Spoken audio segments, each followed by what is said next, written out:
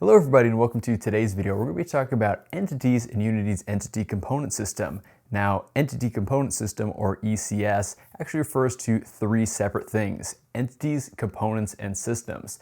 Now, I realize that I've talked quite a bit about components and even some more details about systems, but I haven't actually made a dedicated video on entities.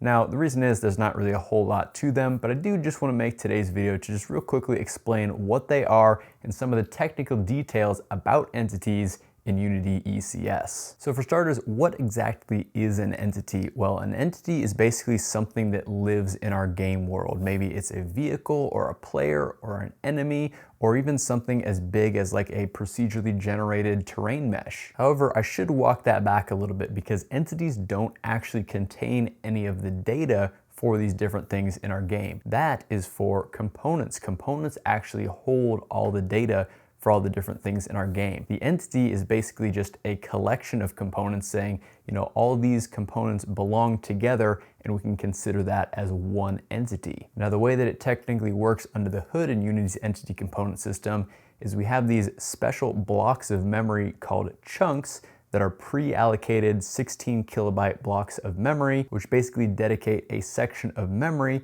to a specific type of entity with a specific set of components, also known as an archetype. Now, the neat thing about these chunks is the way that the data is all grouped together is they're actually in parallel arrays. So basically what this allows us to do is if we want to access the data for a specific entity, we'll say entity at index 2 of this chunk, that means that at index 2 of every single array of data within that chunk is all going to be the data associated with that specific entity. Now, don't worry if you don't quite understand that yet, because that goes a little bit out of the scope of what I'm teaching in today's video.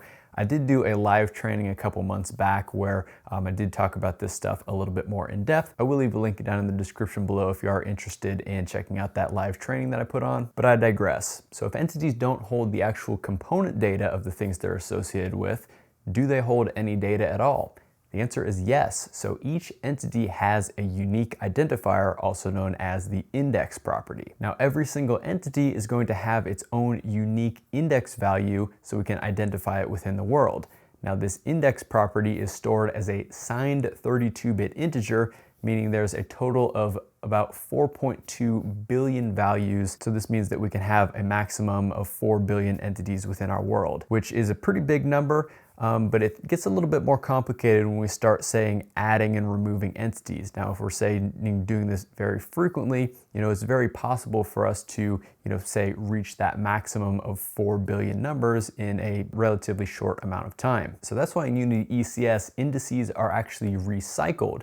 So basically what this means is if we have, like, say, an index value of 3 for a particular entity, and then we destroy that entity, now, the next time that we spawn an entity, or in the near future, that new entity is actually going to be assigned one of those previously recycled values. So that could actually get an index as 3 as well. So now the problem becomes, what happens if an entity gets destroyed and then another one is put in its place and it has that same index? That would kind of break a lot of references, because maybe one entity had a reference to another entity at index 3, and now all of a sudden that is a completely different entity. Well, that can lead to, of course, some really unexpected behaviors. So there actually is another property that is stored on these entities, which is the version property. Now, the version property for a given index is going to start at a value of 1, and then each time that index is recycled, that version number is going to increment. So in order to see if an entity is actually that entity, we're first going to check the index. If the index is the same, we're going to look past it and check the version. And if the version matches the version that we have stored, then it is the same entity. If the version is different, then we know that that entity has been replaced by another entity. And I should also point out that this concept of versioning is found in a number of places throughout Unity's entity component system. I'm not going to be going into those today, but maybe we'll save those for another video. So now we have this extra version property, which is going to allow us to have more entities across the lifetime of our application. So in fact, if we actually break down the math, I came across this by someone who worked on the Unity, I believe, the math libraries. He put out basically the worst case scenario for the index and version properties here. So basically, because the index is maxed out at 4 billion, we can only have a maximum of 4 billion entities in a world at one given time. So given that, if we're saying replacing, that means destroying and then spawning a new entity for all those 4 billion entities at 60 frames per second, it's going to take a total of 2.27 years until a index and version pair are going to be reused. So I'm going to say it's going to be pretty difficult for you to get to the point where you're actually reusing an index and value pair. And then finally, I just wanted to talk a little bit about, what is the maximum number of entities that we can store in a chunk? Well, this is actually a mathematical problem that we can break this down. So each chunk is going to be 16 kilobytes, which works out to 16,384 bytes. Now, there are 64 bytes, that's just a fixed number used per chunk to store some data about the chunk. So we can subtract that out, so we're now down to 16,320 bytes. Now, we have, again, two unsigned 32-bit integers, which are going to be 4 bytes each. So we can divide that 16,320 by 8 for the two integers that we have, and then we're going to get a value of 2,040. So that's basically the maximum that we can store in one chunk. Again, these are going to be completely empty entities. They're going to have no data associated with them. So that's basically the maximum number of entities that we can fit in a chunk is 2,040.